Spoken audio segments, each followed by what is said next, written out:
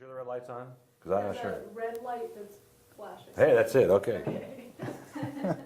Welcome to the Wine of the Month Club continuing winemaker series. We're having a ton of fun doing this.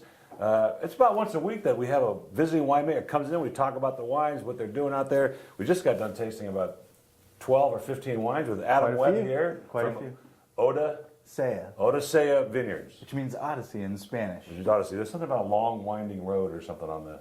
Yeah, our slogan or our definition of Odisea or Odyssey is a long, wandering, and eventful journey. And that's what your wines are about. I think so. It's awesome, yeah. No, I had a great time with the wines. And what I found very interesting is I didn't taste any Merlot, Cabernet, any of the Bordeaux varietals. Are you growing those or no? No, we don't. We only work with varieties from the Rhone Valley and also grapes that come from the Iberian Peninsula. The Iberian Peninsula. That includes Portugal and Spain, but what we're trying to do is focus on those two things, which there's quite a few grape varieties in there, so sometimes people think we're not focused, but we actually are. No, yeah, well, you came in with 14 wines, it's a lot, but there's some interesting things. Let's get started with them. Great. I picked the ones I thought were just interesting. All the wines were really good. Thank you. But we're starting with the 2009 Angele. Angele? Angel is the way you pronounce it in French, and for us, this is the best white Rhone blend that we can come up with each year. So varietally, it changes quite a bit. In the past, it's been mostly Grenache Blanc. We've had one that's been more Viognier, but this year it's a very balanced blend of Marsanne, Roussanne, and Viognier together, which I think in this vintage they perform together very well and very harmoniously. And the color is beautiful, nice golden yellow, and it's coming from the oak. Is it coming from the Marsanne? Or is it... Actually, Marsanne and Roussanne have a way of coming together in particular, and not only creating a beautiful color together, but also kind of a honeycomb and a waxy character that I really like. Yeah, the palate, the mid-palate has great character on the tongue. It's just something that, for whatever reason, those two grape varieties, you put them together, and that characteristic, no matter where they're grown, it seems to kind of come out. And the Viognier does see a little time in barrel, and it's barrel fermented, so that does add a little bit more golden color to the wine. It's gorgeous wine, and the nose, you get that tropical, you get typical tropical nose you get from a Marsanne Roussanne, but it's kind of subdued, doesn't jump out of the glass at you. Right. But what really strikes me is right after the mid palate, I get all these flavors. I'm guessing that's the Viognier kicking in as well. The Viognier has a lot of complexity to it, and classic aromas, I think, of honeysuckle that come through.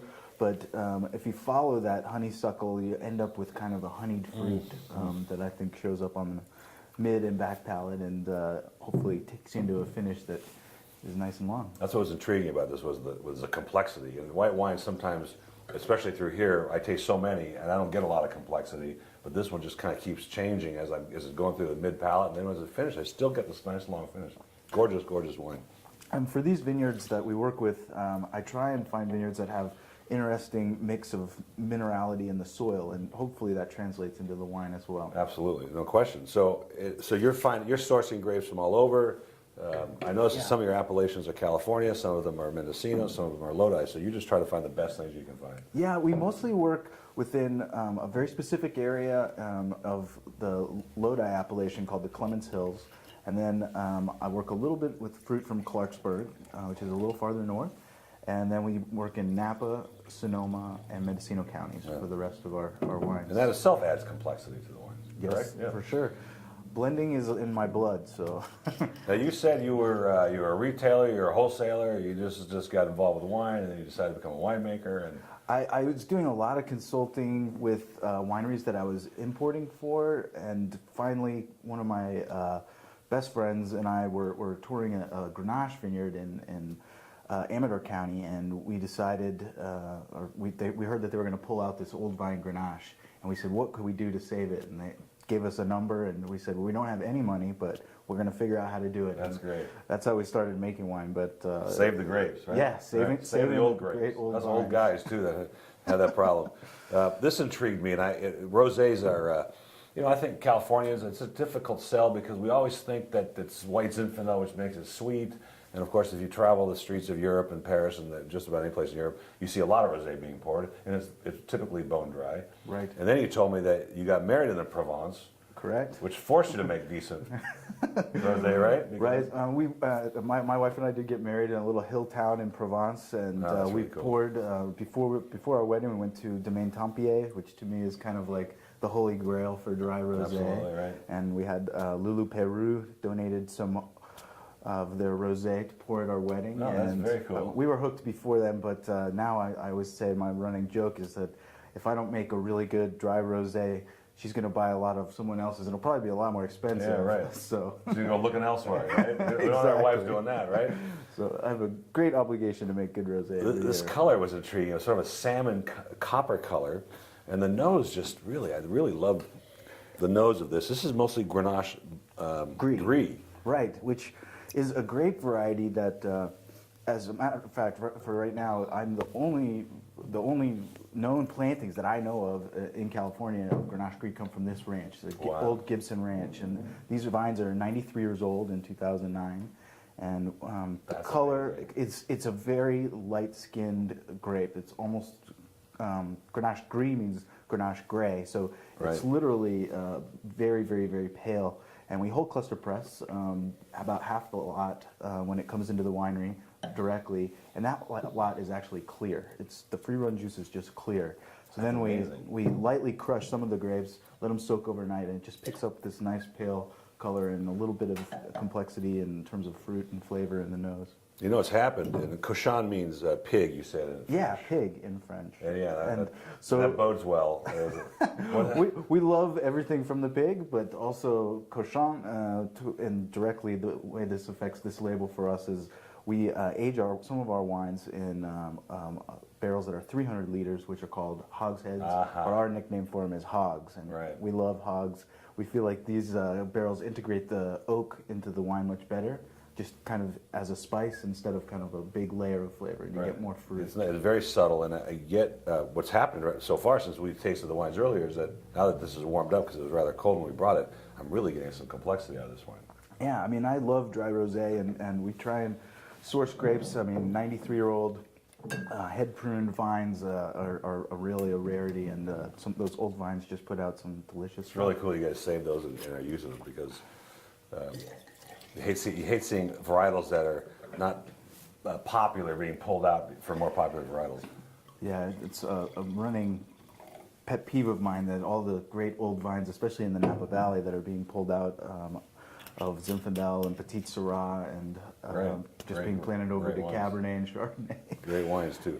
Now this is Unusual Suspects. Now when he first said the name of the wine, all I could think of was the end of Casablanca, where he says round up the usual suspects. But this is Unusual Suspects, and the thing that really intrigued me about this, the color is beautiful, but really old world. We had a real old world character, Yeah. which was really kind of fun. That's kind of the goal of this wine for us each year.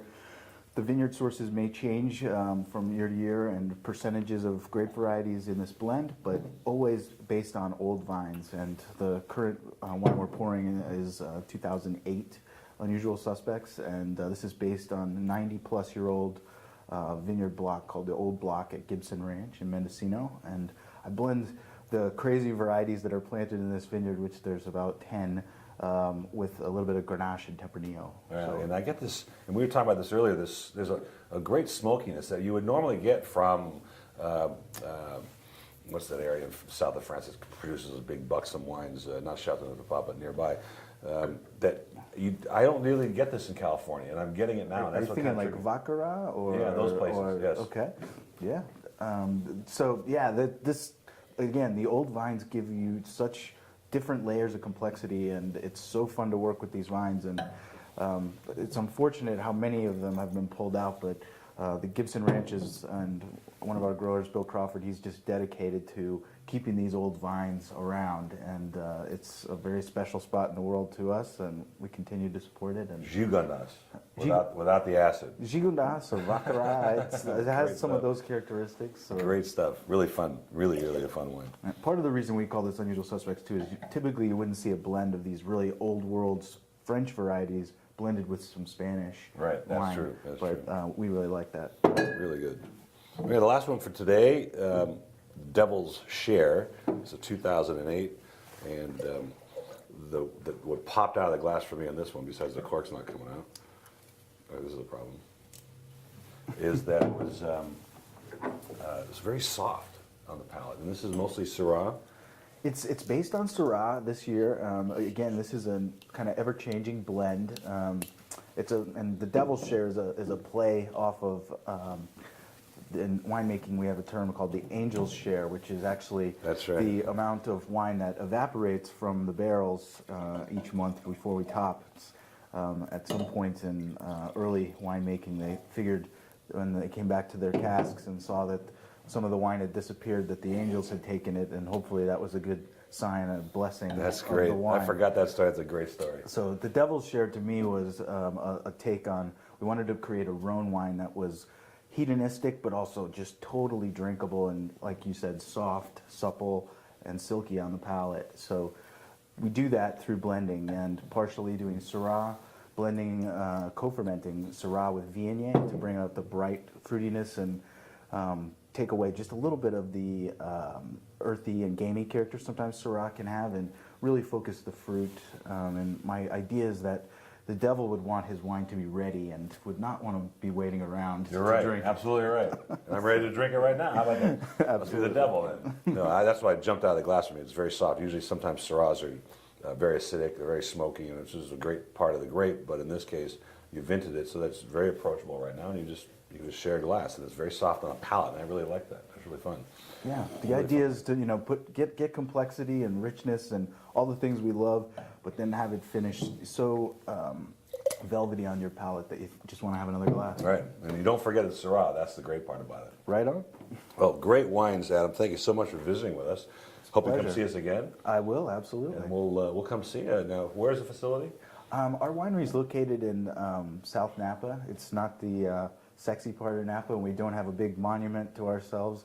We're more of a garage type winery, and we That's work great. with about 3 other small wineries in the same facility. And but what we do is when you come see us, we pull out a barrel, taste you on a few wines, take you through some barrels, and we just have a good time. We'll be there. All right. Cheers. Salud. Thank you.